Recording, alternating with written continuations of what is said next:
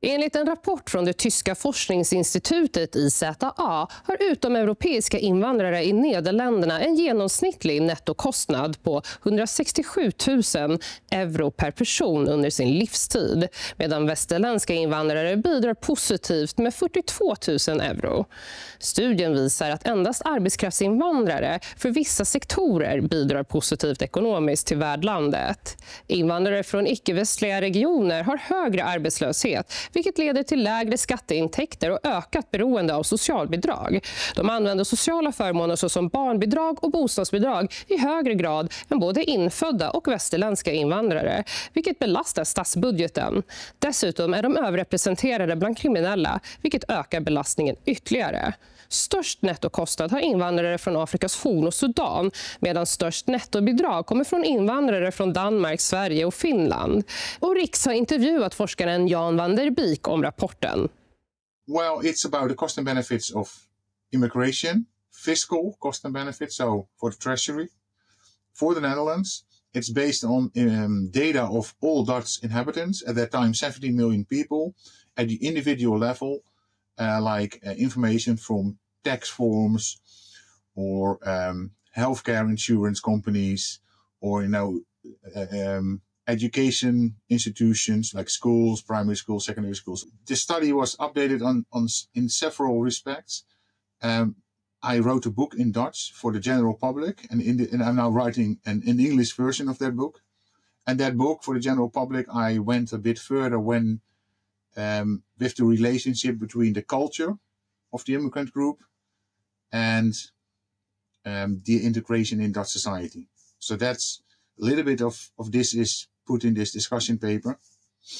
And another thing I did in this paper was going a bit further with the decomposition of where the gaps between natives and immigrants are. Are the gaps in the labor market, or are they in the educational system? Or is the gap in the, let's say, human resources, the skills, the ability to learn that is taken from the home country? På frågan om vilka invandrare som kostar mest visar rapporten tydligt att icke-västliga invandrare är en ekonomisk belastning. In general, only labor migrants contribute.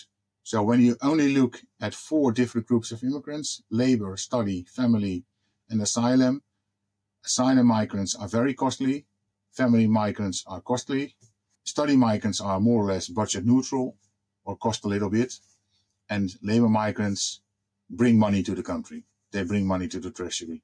But when you are split, for example, between Western and non-Western countries, then you see that Western immigrants in general do much better than non-Western immigrants. And that also applies for labor, study, family, and asylum separately. For example, in general, study migration is not positive in fiscal terms. But when you look at study migrants from the European Union, they contribute a lot. It's hard to believe, but what happens is, and they call that reversed welfare magnet. There's a kind of hypothesis in the literature about a welfare magnet. So the welfare system attracts low-skilled immigrants. And on the basis of the data we gathered, we couldn't prove that or deny that. But what we saw very clearly that at a moment of remigration, or at least emigration from the Netherlands, so when people leave, then there's a very strong negative self-selection. So groups with a high tendency of welfare dependency, groups of which children in general do not do very well in school, things like that, those groups have a higher tendency to stay. And that's also what happens with, for example, study migrants, but also with labor migrants. What you see is that labor migrants or study migrants from, let's say, Western Europe or North America or Oceania or Eastern Asia, many of them leave and their welfare dependency is always low. But for some groups, the welfare dependency is rising with every year or they stay longer in the Netherlands. You see the welfare dependency rising because those who just came to work or study, they don't use welfare and they leave the country. And what you have is a negative self-selection. The people who stay are in general have a high dependency on welfare and things like that. Och på frågan varför vi i väst valt att prioritera den invandring som är ekonomiskt ohållbar så svarar Jan van der Beek följande. I don't think it's justifiable. The people who are supporting this kind of policies always will tell you that it's about human rights and about a moral obligation. Samtidigt varnar Jan van der Beek för den systemhotande belastning som invandringen och framförallt asylinvandringen har på välfärden. It's very hard to understand to me as well, because in my Dutch language book, general public book I wrote about immigration, in the end I added a paragraph about 4 ways in which it is not left-wing to be pro-migration, to be pro-mass migration of low-skilled immigrants. And of course, as you mentioned, it is increasing, it is causing redistribution, which works against the welfare states. That's the first reason. The second reason is that population growth, especially in a country, it's not so much a problem in Sweden, but the Netherlands is densely populated. So all our goals with regard to energy, climate, nature, landscape are under pressure because of population growth. We had 1 million population growth over the last 8 years. So that's tremendous population growth. Due to immigration, that's also not a left-wing idea. And the third way in which it is not particularly left-wing to be pro-mass migration of low-skilled immigrants from countries with very often a large cultural distance is when you look at things like emancipation, which was for decades a typically left-wing topic. Emancipation of homosexuals or transsexuals or minority groups, which are under pressure. To emancipate those groups, rights for women, things like that. When you have, of course, a large-scale influx of people with, let's say, archaic religious ideas about homosexuals or women have fewer rights, that's also not a very left-wing position to increase the share of the population with archaic ideas about the rights of homosexuals and women and things like that.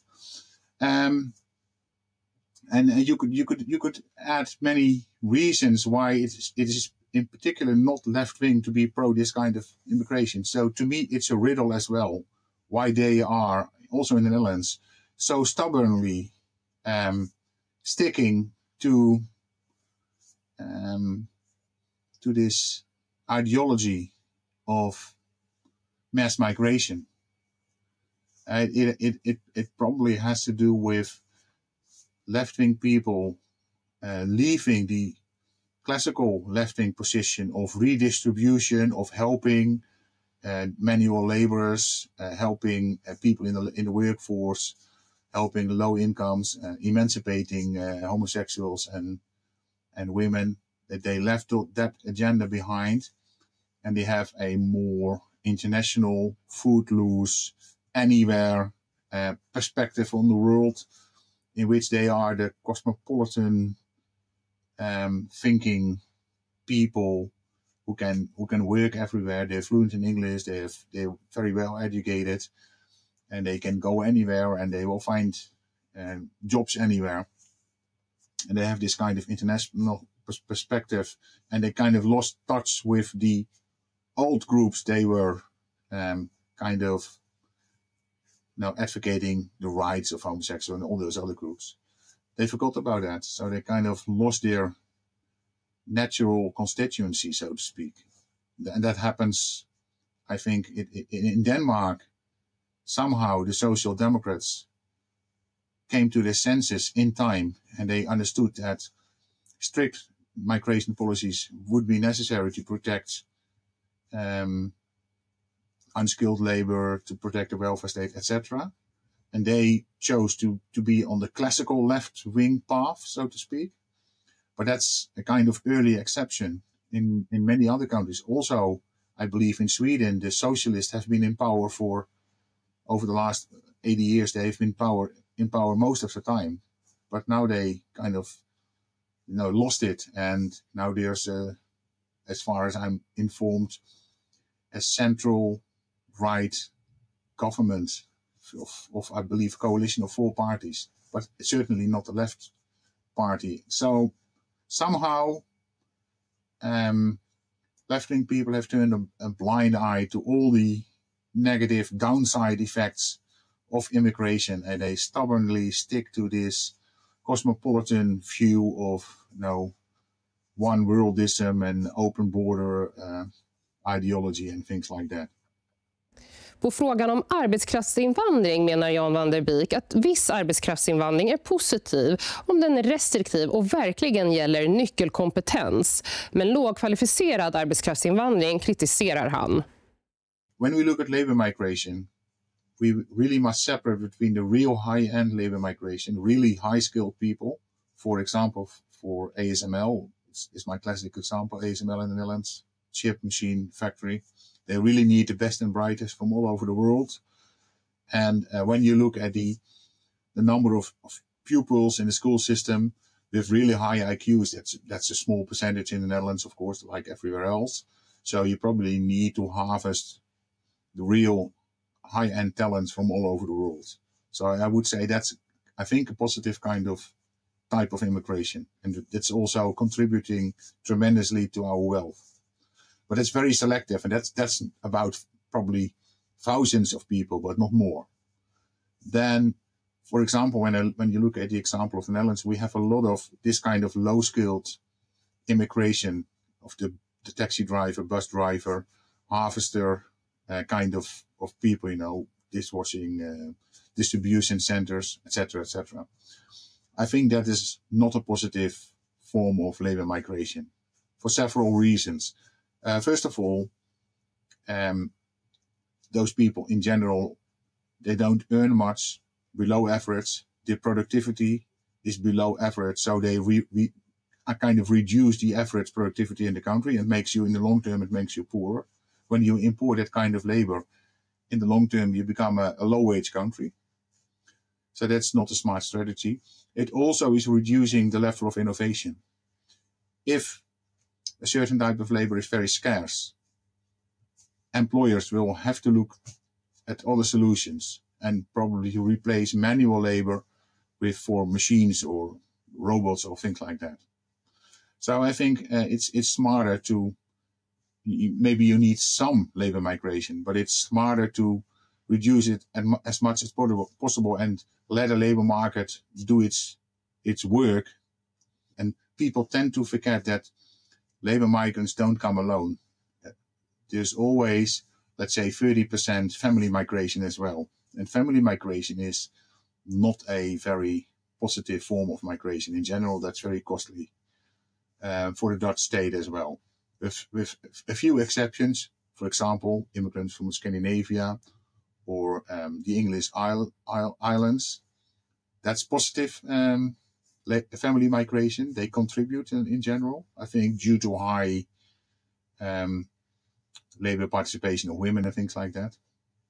But in general, family migration is very costly as well. So when you have low-skilled labor migration and you add approximately 30% low-skilled in general family migration, usually you're looking at a very costly form of immigration. That applies in the Netherlands. It applies for people from Africa or the Middle East, but also for people coming from Eastern and Central Europe, which are doing those kind of jobs, like typical jobs like harvesting in agriculture.